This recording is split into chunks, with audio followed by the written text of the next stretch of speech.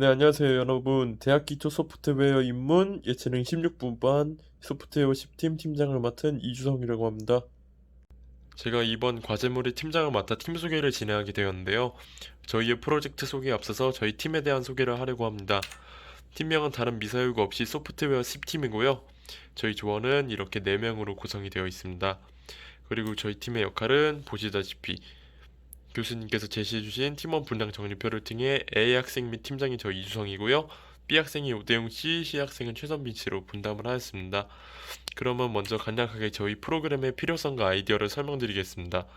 영상 초반부를 보셔서 아셨겠지만 저희는 실시간 셔틀버스 정보 시스템이라는 프로그램을 개발하고자 했습니다. 왜 굳이 셔틀버스 정보 시스템이냐고 하면 저는 이 프로그램만큼 필요한 것이 없다고 생각했기 때문입니다. 저는 19학번으로 작년부터 학교를 다녔습니다. 서울에 살고 있는 저로서는 당연히 통학버스를 이용할 수밖에 없었습니다. 그러나 거의 매일 이용해야 했던 통학버스임에도 그에 대한 정보 시스템은 부족한 부분이 많다고 생각했습니다. 홈페이지에 알기도 힘든 위치에 정보가 나와 있을 뿐만 아니라 그 정보도 정확하지 않은 정보였기 때문입니다.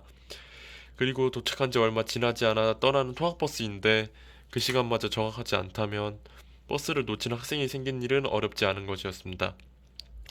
더군다나 서울에서 통학하는 학생은 셔틀버스를 놓치면 그날의 강의는 대부분 못 듣는 것이나 다름이 없는데 더욱더 정확한 시간 정보가 필요하다고 생각했습니다. 그래서 저는 교수님께서 진행할 주제를 정하라고 하셨을 때 통학버스와 관련된 주제를 하고자 마음먹었습니다. 아무래도 무엇보다 재학 중에 가장 불편하다고 느껴졌던 것이었기 때문이죠. 그리고 지금이야 코로나로 인해 비대면 강의가 많아져 통학버스에 대한 정보가 필요한가 싶지만 앞으로의 대학 생활에 있어 통칭 통학러들에게는 매우 도움이 되는 프로그램이라고 자부할 수 있습니다. 그런 부분에 있어 저희의 셔틀버스 실시간 정보 시스템은 매우 필요한 프로그램이고 실제로 이와 같은 프로그램이 생긴다면 학생들이 매우 좋아할 것입니다. 그래서 저는 만약 이와 같은 프로그램이 생긴다면 어떤 기능들을 중점에 둬야 할지 생각했습니다. 학생들에게 가장 큰 편의를 줄 수 있는 방향으로 말이죠. 일단 최우선으로 정확한 시간 정보를 제공하고자 했습니다. 이를 위해서 실시간 정보가 필요하다고 판단했습니다. 그래서 저희는 실시간 버스 위치를 제공하고 버스의 예상 도착 시간을 알려주는 메뉴를 구성했습니다. 그리고 실시간 정보이다 보니 당연히 세로 고침도 가능하게 말이죠. 그리고 그 다음으로는 통합버스의 기본적인 정보를 제시하는 것을 염두에 뒀습니다. 이를 위해 저희는 통합버스의 기본적인 이동 경로를 알려주는 메뉴를 만들었습니다. 이러한 통학버스의 정보 제공이 핵심이지만 학생들의 편의를 위해 정보의 버스의 잔여 좌석도 확인하면 좋겠다 생각했습니다. 그래야 이제 학생들의 버스 좌석과 시간에 염두를 두고 스케줄을 조정할 수 있겠다는 것이었죠. 그래서 저희는 버스 잔여 좌석을 확인할 수 있는 메뉴도 제작하였습니다. 그리고 잔여 좌석을 확인하는 것에 나아가 그 좌석을 온라인으로 예매할 수 있다면 더더욱 편하겠다는 생각을 했습니다. 이 생각은 잔여 좌석을 확인하고 그 좌석을 예매하는 메뉴를 만들어내게 했습니다. 추가적으로 예매했던 티켓을 확인할 수 있는 메뉴를 구상하여 예매했던 버스의 시간이나 좌석을 다시 확인할 수 있는 메뉴도 추가적으로 만들었죠. 그리고 만약 예매했던 자리가 마음에 들지 않는다면 다른 좌석으로 옮길 수 있는 기능은 덤이죠. 이런 아이디를 바탕으로 이번 프로그램을 진행했습니다. 그러면 이제 코드의 전체 구조에 대해 설명을 드리겠습니다. 네, 일단은 먼저 로그인 같은 경우는 이렇게 선택 구조로 저희가 진행을 했고요. 그 다음에 로그인 취소 같은 경우는 이렇게 되어 있습니다. 그 다음에 아이디 입력 스크립트 같은 경우는 이렇게 되어 있고요.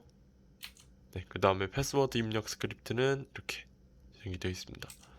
그리고 메인 메뉴로 갈 수 있는 홈 버튼 스크립트는 이렇게 구조로 되어 있고요. 네, 그리고 출발지 입력을 하는 스크립트는 함수 구조로 이루어져 있습니다. 네, 그리고 도착지 입력 같은 경우도 함수 구조로 이렇게 되어 있고요. 네, 그리고 버스 예상 도착 시간 메뉴 같은 경우는 이렇게 되어 있습니다. 네, 그리고 실시간 버스 위치 메뉴 스크립트 이렇게 되어 있고요. 네, 그 다음에 버스 이동 경로 메뉴 스크립트는 이렇게 되어 있습니다. 네, 그리고 버스 잔여 좌석 메뉴 스크립트 이렇게 되어 있고요. 네, 예매 티켓 확인 메뉴 스크립트는 이렇게. 네, 그 다음에 예상 도착 시간 세로 고침 스크립트는 반복 구조로 구성을 했습니다. 네, 그 다음에 신용카드 결제 스크립트는 선택 구조로 있고요. 그 다음에 휴대폰 결제 같은 경우도 선택 구조로 했습니다. 그 다음에 계좌이체 같은 경우도 이제 함수 구조로 특별하게 진행을 했고요. 그 다음에 예매 버튼 같은 경우는 반복 구조로 진행을 했습니다. 그 다음에 결제 버튼 같은 경우는 일반적으로 이렇게 했고요. 그 다음에 천안 출발 버스 확인 스크립트는 이렇게 반복 구조로 만들었습니다. 그 다음에 천안 도착 버스 확인 같은 경우도 반복 구조로 되어 있고요. 네, 실시간 버스 위치 세로 고침 스크립트는 선택 구조로 되어 있습니다. 그 다음에 예약 좌석 변경 스크립트는 반복 구조로 되어 있고요.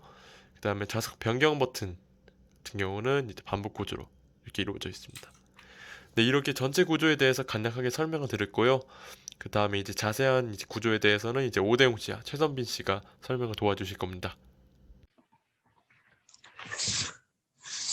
안녕하십니까. 대학 기초 SW 수업을 듣는 오대웅입니다. 팀 10팀입니다. 제가 맡은 역할은 B입니다. 저는 선택 구조 코드를 설명을 해드린 뒤 그 다음에 결과 시연 동작을 마지막으로 소개해드리겠습니다.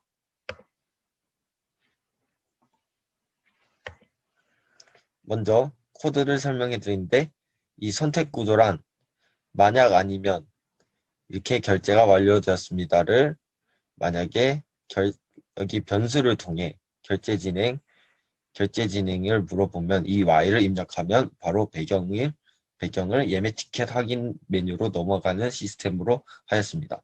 근데 만약 Y를 입력하지 않고 다른 걸 입력하게 되면 이 스크랩이 멈추도록 만들어 보았습니다. 다음 것도 비슷한 구조인데 만약 아니면이 여기까지 이걸 보셔야 됩니다. 동작 시간 확인을 Y라면 5분이 지연되었습니다. 1.5초 동안 말하기. 배경을 세로 고침 도착 시간으로 다음 배경으로 넘어가도록 하였습니다. 만약 이걸 아니라고 선택을 하면 세로 고침을 눌러 변경된 도착 시간을 확인하세요를 2초 동안 말하기를 하는 것입니다. 이 스프라이트도 똑같은데요. 만약 아니면 이걸 입력해 주고요. 저희가 물어보는 질문을 여기 다시 입력한 뒤 이 Y를 입력하였다면 배경을 천안 출발로 바꾸는 그런 시스템을 계속 구현하고요. 다 다른 것도 비슷합니다.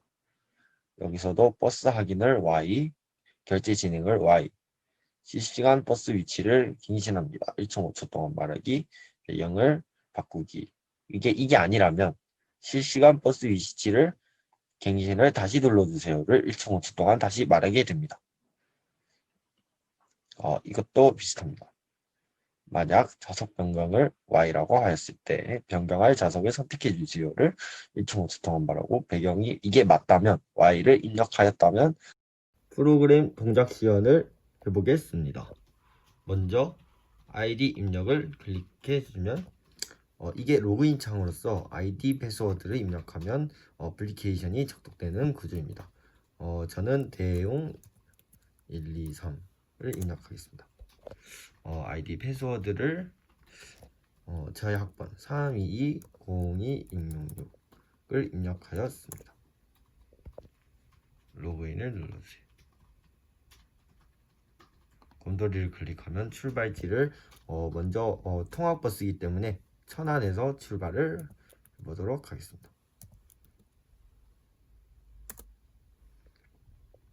다시 곰돌이를 클릭하여서 도착지를 잠실로 하겠습니다. 그러면 메인 메뉴 화면이 뜹니다. 메인 메뉴 화면에는 버스 예상 도착 시간, 버스 이동 경로, 실시간 버스 위치, 버스 자녀 좌석 확인 및 예매가 있습니다. 예매 티켓 확인도 메인 메뉴에서 바로 알아볼 수 있습니다. 먼저 버스 예상 도착 시간을 클릭하면 이렇게 표가 뜨는데 예상 도착 시간이 바뀔 수 있습니다 라는 문구가 있고 세로 고침을 누르면 Y or No가 뜹니다. Y를 입력해 주도록 하겠습니다. 도착 시간이 5분이 지연되어 이렇게 표가 바뀝니다. 이동 경로를 알아보도록 하겠습니다.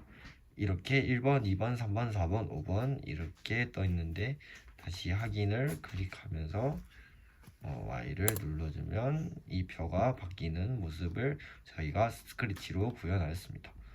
실시간 버스 위치를 볼 수 있는 저희의 어플리케이션입니다. 이렇게 Y를 입력하면 이렇게 위치가 바뀌는 모습을 볼 수 있습니다. 버스 잔여 좌석 확인 및 예매, 이게 제일 중요한 저희의 기능인 것 같습니다. 예매 가능 자리 1, 2, 3, 4, 5, 6, 7번 중 먼저 예매를 입력하겠습니다. 7번으로 해보겠습니다. 7번을 입력하면 여기 변수 7번이 뜨고 결제를 누르면 신용카드, 휴대폰 결제, 계좌이체 등이 뜹니다. 먼저 신용카드를 먼저 사용하여 예약해 보도록 하겠습니다. 508136083. 저의 카드 번호를 하고 결제를 Y 입력하면 결제가 완료되었습니다 라고 이렇게 예매를 한 그 온라인 티켓이 발급이 됩니다.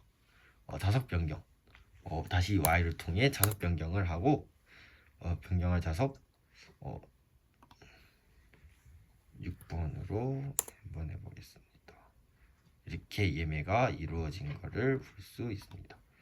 다시 아까 전에 결제를 다시 누르면 휴대폰 결제도 Y를 누르면 자동 결제가 되는 모습을 볼 수 있고, 다시 홈으로 들어가서 결제를 계좌이체는 500원이 더 든다고 설정을 하였고, 이렇게 결제 금액 6,000원이 떠있죠. 6,000원을 하면 총 결제 금액 6,500원으로 결제가 완료가 되었습니다. 이렇게 계속 이 집 버튼을 누르면 메인 메뉴로 돌아갈 수 있는 돌아가는 시스템을 저희가 구현을 하였습니다.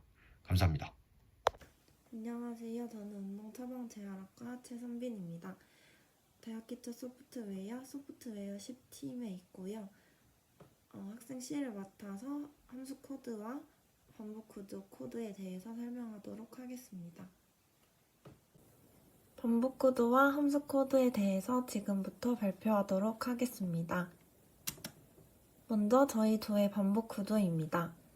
도착 시간 확인을 Y값을 입력받았을 때까지 묻도록 하는 것인데요. 이 새로 고침 스프라이트를 눌렀을 때 만약에 실시간 도착 시간 확인하시겠습니까? 에서 노후를 입력을 받는다면 새로 고침을 눌러 변경된 도착 시간을 확인하세요. 이렇게 뜨고 다시 처음부터 실시간 도착 시간 확인하시겠습니까? 라고 계속해서 반복하는 말이 반복되는 구조입니다.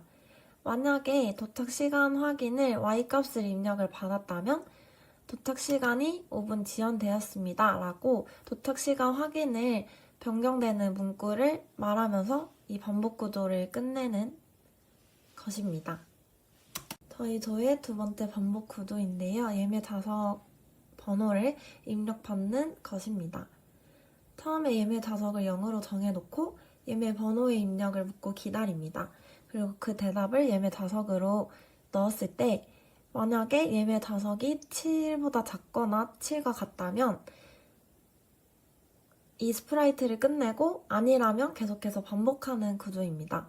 자세히 말하자면 예매 좌석을 저희가 직접적으로 가능 자리를 정해 놓았습니다. 1부터 7까지.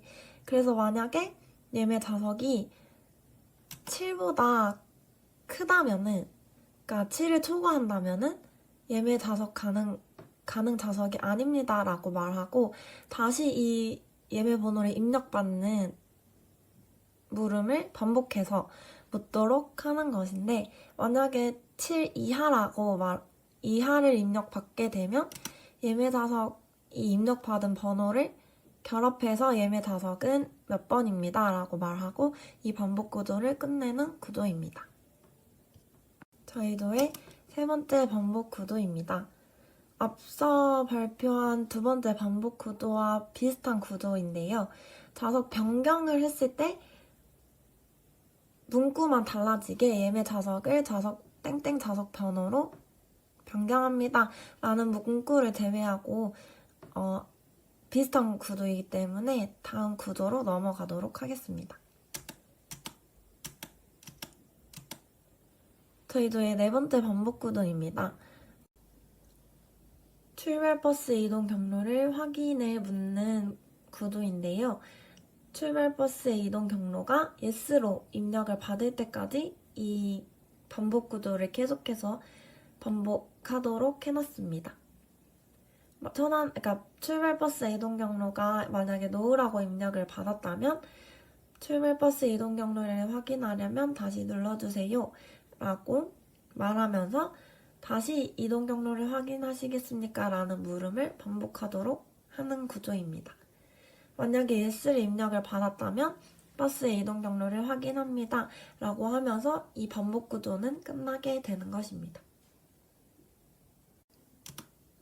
다섯 번째 반복 구조도 앞서 발표한 구조와 동일하기 때문에 문구만 바뀌었다고 생각하시면 될 것 같습니다. 지금부터 함수 코드에 대해서 설명하도록 하겠습니다. 저희 조의 첫 번째 함수 코드는 getItem 정의하기 함수 코드인데요. 저희 조는 getItem에는 500원을 추가해서 선출되기로 결정을 했기 때문에, 그러니까 원래 금액에서 500원을 더 받기로 해서 그 원래 금액에 500원을 추가해서 보여주는 것이 필요하다고 생각했습니다. 그러려면 함수가 필요했고, 그렇기 때문에 getItem의 총 금액을 함수로 구현하자고 하는 필요성을 느끼게 되었습니다. 저희의 함수 코드 유형은 일단 반환값, 리턴값과 매개 변수가 모두 존재하는 함수입니다. 함수 내의 코드에 대해서 설명하자면 먼저 이 스프라이트를 클릭했을 때 getItem은 500원이 추가된다는 말과 함께 위에 나와 있는 결제 금액을 입력하시오 라고 인풋을 하도록 설정해놨습니다. 그리고 변수를 그 물음에 대한 대답으로 정해놓고 그 결제 금액에 대답으로 나와 있는 결제 금액을 입력을 받게 되면 함수로 넘어가서 그 getItem 정하기라는 함수에 넘어가서 입력받은 금액에 500을 더해서 결과가 나올 수 있도록 하였습니다. 그래서 리턴 값을 결과를 all로 정해놓고 마지막에 프린트로 총 결제 금액은 결과입니다 라고 말할 수 있도록 하였습니다. 저희 조의 두 번째 함수 코드에 대해서 설명하도록 하겠습니다. 저희 조는 도착지를 정의하는 함수 코드를 사용하였는데요. 일단 도착지를 입력을 받았을 때 입력받은 도착지를 다시 확인할 수 있도록 말해주는 것이 필요하다고 생각했고, 이를 함수로 구현하는 것이 더 편리할 것 같아서 함수로 구현을 해보았습니다. 이 함수의 유형은 반환값이 존재하지 않고 매개 변수만 존재하는 함수입니다. 여기서 매개 변수는 도착지이고 코드를 자세히 설명하자면 일단 코드의 이름은 도착지 정의하기 함수입니다. 일단 이 스프라이트를 클릭하였을 때 인풋으로 도착지를 입력하시오라고 말하고 입력받은 대답을 도착지로 정해두는 것입니다. 그리고 그 정한 도착지를 함수로 넘어가서 도착지는 입력받은 도착지와 결합하고 뭐뭐입니다를 말하는 것을, 그러니까 이거를 다 같이 결합해서 말할 수 있도록 하였습니다.